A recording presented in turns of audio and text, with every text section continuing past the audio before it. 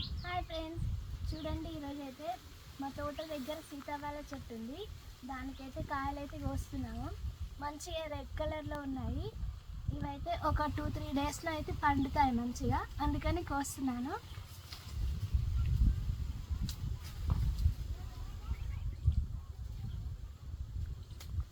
మొత్తం 4 కాయలు ఉన్నాయి. మంచి బాగున్నాయి, లావుగా ఉన్నాయి.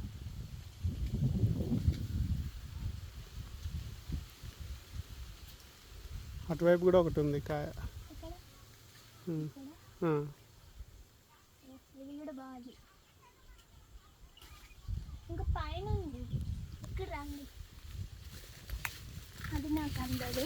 పైన చూడండి, పైన ఒకటి ఉంది కాయ. ఇగో ఇక్కడ ఇంకా కాలే, అదైతే అయింది అనుకుంటా. ఇక్కడ చూడండి, చూసారా సీతాఫలకాయలు న్యాచురల్గా కాసినాయి అనమాట. రెయిన్ వాటర్తో కాసినాయి.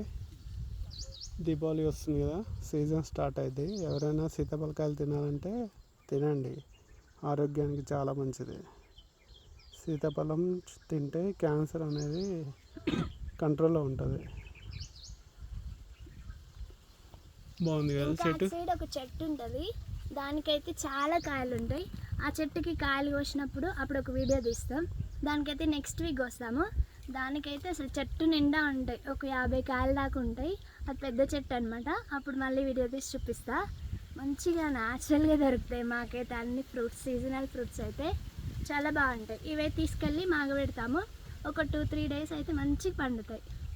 Thank you for watching. Bye bye. Please subscribe Teja delicious. Bye.